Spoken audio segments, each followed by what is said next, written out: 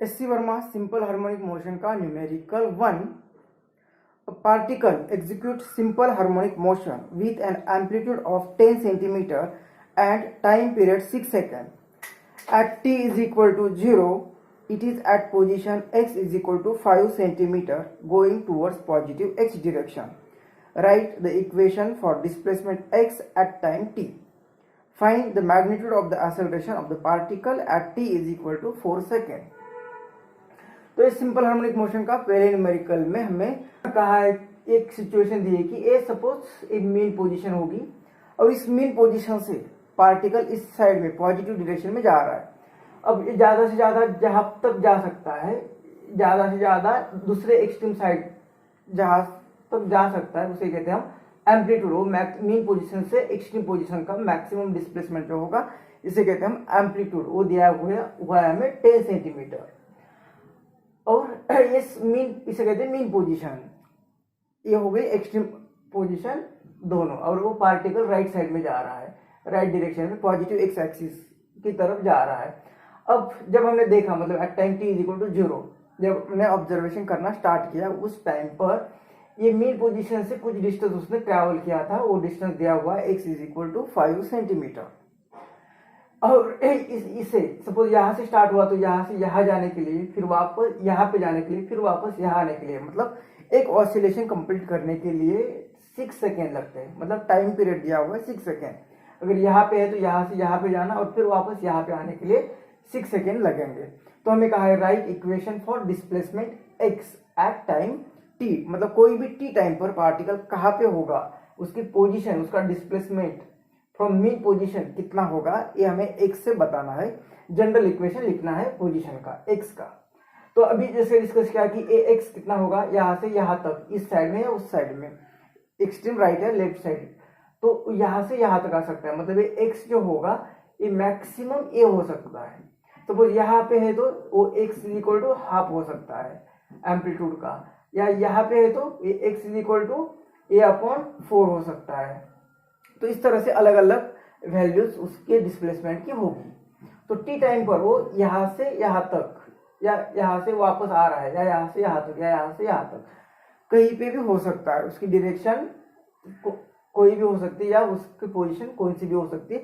वो depend time पे रहेगी कि हर टाइम पे उसकी अलग अलग पोजीशन हो रही है. तो किसी भी जनरल टाइम पर हमें उसकी डिस्प्लेसमेंट बताना है.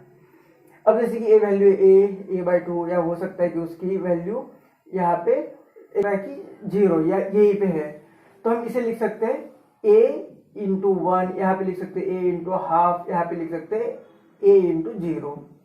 तो यहाँ पे मतलब a लिख सकते हैं a/1 को लिख सकते हैं sin 90 मतलब π/2, या इसे लिख सकते हैं a/sin of half. Sine of half क्या होता है, sin 30 मतलब π/6, या इसे लिख सकते हैं a/sin ऑफ 0 या पाई.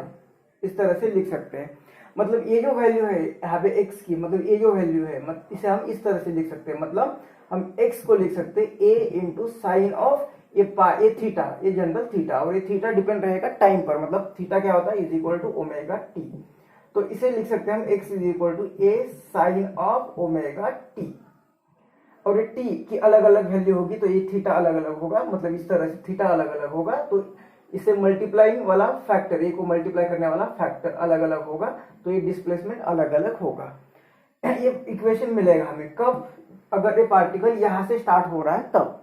हमारे इक्वेशन में दिया है कि वो already t is equal to 0 पे कहीं और जगह पे है, मतलब बिगिनिंग में ही कुछ और जगह पे है. तो इसके लिए हम एक इनिशियली जो कांस्टेंट रहने वाला है वो इसमें ऐड कर देंगे.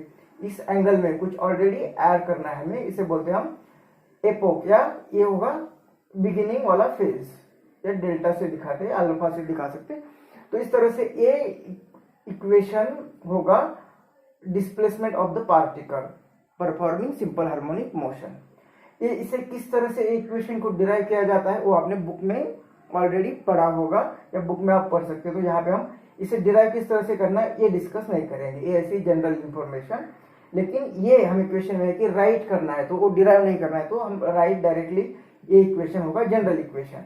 हमें इस क्वेश्चन में जो डेटा दिया है उस डेटा को यूज करते हुए डिस्प्लेसमेंट का इक्वेशन लिखना है. तो इस तरह से हमें डिस्प्लेसमेंट का एक जनरल इक्वेशन हमारे पास है। इसे हमने डिराइव नहीं किया, डायरेक्ट हम लिख रहे हैं जनरल इक्वेशन। अभी इस डेटा को यूज करते हुए हमें इक्वेशन लिखना है। तो हम इसे x मतलब इसे हमें गिवन दिया हुआ है कि मीन पोजीशन से पार्टिकल कहाँ पे, तो 5 सेंटीमीटर पर। तो x की वैल्यू 5 आ जाएगी सेंटीमीटर में, is equal to amplitude, amplitude भी हमें दिया हुआ है 10 सेंटीमीटर, तो वो भी वैल्यू लिख देंगे। साइन ऑफ ओमेगा, ओमेगा नहीं दिया है लेकिन हमें ओमेगा इज इक्वल टू पता होता है कि ये होता है 2π/t, और ये t टाइम पीरियड दिया हुआ है 6 सेकेंड, मतलब ओमेगा को हम लिख सकते हैं 2π/6, या ओमेगा इज इक्वल टू आएगा 2 3 π/3। तो इस तरह से ये ओमेगा मिला हमें π/3, और ये t प्लस एक बिगिनिंग में जो फेज होगा ओ, बिगिनिंग में जो फेज होगा वो फेज, वो भी हमें फाइंड करना पड़ेगा। तो बिगिनिंग में मतलब स्टार्टिंग में at t is equal to 0, और यहाँ पे बिगिनिंग में कितना फेज था, डेल्टा की वैल्यू क्या थी वो फाइंड करना है। तो सपोज ये इक्वेशन 1 है, तो at t is equal to 0 इस टाइम पर इस इक्वेशन को यूज करते हैं हम, तो 10 यहाँ पे आ जाएगा, तो 5/10 ये आएगा 1/2 is equal to sine of bracket में π/3, और t is equal to 0 put करना है यहाँ पे इंटू 0 प्लस ए डेल्टा, तो ये कितना आएगा 1/2 is equal to sine of bracket में, ये तो टर्म 0 हो गई और ये रहेगा साइन डेल्टा। ये साइन डेल्टा मतलब साइन का ये कौन सा एंगल होगा कि जिसकी 1/2 वैल्यू आएगी, तो ये होगा डेल्टा की वैल्यू यहाँ पे आ जाएगी साइन 30 मतलब π/6 ये होगी डेल्टा की वैल्यू। तो ये वैल्यू हम यहाँ पे पुट करेंगे तो हमें ए इक्वेशन मिल जाएगा।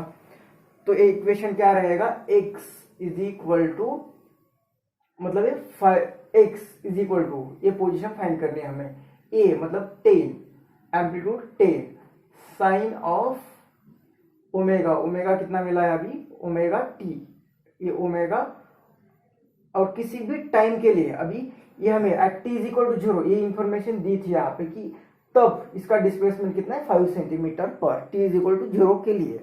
लेकिन किसी भी अलग t के लिए, किसी भी 2 सेकेंड 5 सेकेंड 10 सेकेंड पर कितना x होगा ये पता नहीं है हमें, तो उसके लिए इक्वेशन लिख रहे हैं। तो साइन ये ओमेगा, ओमेगा की वैल्यू हमने यहाँ पे फाइंड कर दी है 5/π/3, तो इसे लिखेंगे ओमेगा की वैल्यू π/3, और t किसी भी जनरल t के लिए t प्लस डेल्टा, डेल्टा की वैल्यू हमने फाइंड किया यहाँ पे π/6। तो ये इक्वेशन होगा displacement of the particle in given situation, ये जो सिचुएशन दी है उसके लिए पार्टिकल का डिस्प्लेसमेंट ये रहेगा। इसमें हमें और भी कहा है कि find the magnitude of acceleration of the particle at t is equal to 4 second. तो हमने x फाइंड कर दिया, अब एक्सेलरेशन भी फाइंड करना है। तो एक्सेलरेशन इज इक्वल टू क्या होता है dv/dt, मतलब वेलोसिटी को अगर हम डेरिवेट करेंगे, डिफरेंशिएट करेंगे तो हमें एक्सेलरेशन मिल जाएगा। लेकिन वेलोसिटी दी नहीं, लेकिन हमें वेलोसिटी इज इक्वल टू भी पता है क्या होता है dx/dt, मतलब इस x को अगर हम पहले डिफरेंशिएट करेंगे तो हमें वेलोसिटी मिलेगी, वेलोसिटी को अगर फिर से डिफरेंशिएट करेंगे तो हमें एक्सेलरेशन मिलेगा। तो हमें डिस्प्लेसमेंट का इक्वेशन ऐसे डिफरेंशिएट करते हैं तो वेलोसिटी मिलेगी।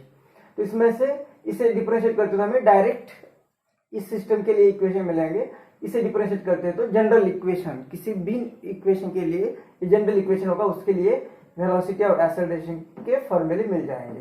तो हम इस इक्वेशन को ही डिफरेंशिएट करते, तो पहले वेलोसिटी मिलेगी, वेलोसिटी क्या होती है dx/dt, मतलब यहाँ पे x की जगह पे a लिखेंगे, तो d/dt ऑफ a x की वैल्यू यहाँ पे पुट करेंगे तो a sine of omega t plus delta. अब इसका डिफरेंशिएट करना है तो ये एम्पलीट्यूड कांस्टेंट टर्म है तो इसे बाहर ले लेते a। अब इसका डेरिवेटिव, साइन का डेरिवेटिव आएगा cos, तो ये cos, और ये bracket cos of this bracket मतलब ओमेगा t प्लस ये कांस्टेंट। अब ये जो टर्म है हम डिफरेंशिएट कर रहे हैं विद रिस्पेक्ट टू t, अब ये ओमेगा ये भी t के साथ चेंज होने वाला है, मतलब इससे भी डिफरेंशिएट करना पड़ेगा। तो इसका अगेन डिफरेंशिएट करते हैं तो ओमेगा t का डिफरेंशिएशन करेंगे तो D by D T of omega t, तो ओमेगा कांस्टेंट है वो बाहर आएगा और ये D T by D T ये 1 बनेगा, मतलब इसका डेरिवेटिव आएगा ओमेगा और ये तो कांस्टेंट ही है, मतलब फिर से यहाँ पे ओमेगा मल्टीप्लाई होगा। इसे ठीक से लिखेंगे तो v इज इक्वल टू इसे a, ये ओमेगा और ये cos of omega T plus delta. इस तरह से हमें वेलोसिटी का जनरल इक्वेशन मिलेगा। तो इसमें वैल्यू पुट करेंगे हम a, ओमेगा और डेल्टा, तो हमें वेलोसिटी क्या, इस सिस्टम के लिए वेलोसिटी का इक्वेशन मिलेगा। हमें चाहिए एक्सेलरेशन का, तो यहाँ पे फिर एक्सेलरेशन मतलब dv बाई डी टी, तो ये अगर d बाई डी टी, अब ये v यहाँ पे लिखना है, वेलोसिटी का डेरिवेटिव करना है, तो ये टर्म यहाँ पे लिख दी हमने। अब इसका डेरिवेटिव, तो ये कांस्टेंट है, तो ये एक्सेलरेशन का ए, एम्पलीट्यूड का ए बाहर ले लिया, ओमेगा कांस्टेंट है उसे भी बाहर ले लिया, कॉस का डेरिवेटिव माइनस साइन, इसे माइनस इधर लिखते थे, और ये साइन ऑफ ये bracket omega T plus delta. अब ये फिर इसे डेरिवेटिव करेंगे इसकी तरह से, फिर से इसका ओमेगा आएगा तो इंटू ओमेगा, इस ओमेगा को इधर लिखते तो ये लिखेंगे इधर। तो इस तरह से ये एक्सेलरेशन का जनरल इक्वेशन मिल जाएगा हमें। इसे और भी कैसे लिख सकते हैं, ए इज इक्वल टू, अगर हम इसे एक्स को देखते हैं तो यहाँ पे ए, यहाँ पे भी ए, और ये साइन ओमेगा और ये साइन का टर्म, मतलब यहाँ पे ये माइनस और ये ओमेगा स्क्वायर इंटू ये और ये टर्म, मतलब ये टर्म तो ये एक्स ही हो गया, मतलब ये एक्स। तो इस तरह से भी एक्सेलरेशन को हम लिख सकते हैं। तो ये एक्सेलरेशन का इक्वेशन मिला। अभी हमें क्वेश्चन में है कि फाइंड मैग्नीट्यूड ऑफ एक्सेलरेशन, इसका मैग्नीट्यूड फाइंड करना है, तो इसमें वैल्यू पुट कर देते हैं। तो यहाँ पे एक्सेलरेशन इज इक्वल टू, अब हमें फाइंड करना है at t is equal to 4 second, इस टाइम के लिए फाइंड करना है यहाँ पे at t is equal to 4 second. तो acceleration is equal to minus a, amplitude की वैल्यू 10 सेंटीमीटर दी है, इंटू ओमेगा स्क्वायर हमने ए पार्ट में फाइंड किया था पाई अपॉन 3, तो उसका स्क्वायर मतलब पाई स्क्वायर अपॉन 3 का स्क्वायर 9, और sine of this angle, sine of this मतलब ये साइन, ये पुट करना है पाई अपॉन 3, मतलब ये ओमेगा टी, ये कितना है 4 सेकेंड, तो इसे 4 लिखते हैं, टी की वैल्यू 4 रख दी, प्लस पाई अपॉन 6 ये डेल्टा की वैल्यू। तो a is equal to minus 10, pi square को भी अप्रोक्स 10 ले सकते हैं, डिवाइडेड बाय 9, और ये साइन ऑफ ये आएगा 12 पाई, ये 4 pi upon 3 plus pi upon 6, ये 6 एलसीएम लेते हो, यहाँ पे 2 से मल्टीप्लाई करेंगे, यहाँ से 2 से मल्टीप्लाई करेंगे, तो ये इक्वेशन बनेगा माइनस 10 और pi square divided by 9 sine of 8 pi upon 6 plus pi upon 6, मतलब ये 9 पाई अपॉन 6, इस 6, तो ये 9 पाई अपॉन 6, 9 पाई अपॉन 6, इसे भी 3 से मल्टीप्लाई करेंगे, तो एक्सेलरेशन आएगा, यहाँ पे पाई की वैल्यू पुट करेंगे, पाई की वैल्यू पाई स्क्वायर 3.14 की वैल्यू लगभग 10 ही आती है, तो ये 10 into 10 100 divided by 9 sine of ये कितना है 3 पाई अपॉन 2, तो 3 पाई अपॉन 2, तो इसे किस तरह से लिख सकते हैं हम, 3 पाई अपॉन 2 को acceleration is equal to minus 100 upon 9 sine of, तो इसे लिख सकते हैं हम पाई प्लस पाई बाय 2, मतलब साइन पाई प्लस थीटा आता है साइन थीटा, मतलब acceleration is equal to minus 100 upon 9 sine, ये पाई प्लस थीटा आता है साइन थीटा, मतलब ये रहेगा साइन पाई बाय 2, या sine pi by 2 plus theta आता है कॉस ऑफ, तो कॉस ऑफ पाई, तो इसकी वैल्यू कितनी आएगी 1, तो एक्सेलरेशन कितना आएगा माइनस 100 अपॉन 9, और ये इसका एक्सेलरेशन और ये सेंटीमीटर में दिया हुआ है हमें एम्पलीट्यूड डिस्प्लेसमेंट, तो सेंटीमीटर पर सेकेंड स्क्वायर इतना इसकी वैल्यू आएगी। इसे आप डिवाइड भी करेंगे, तो आएगा माइनस 11 सेंटीमीटर पर सेकेंड स्क्वायर।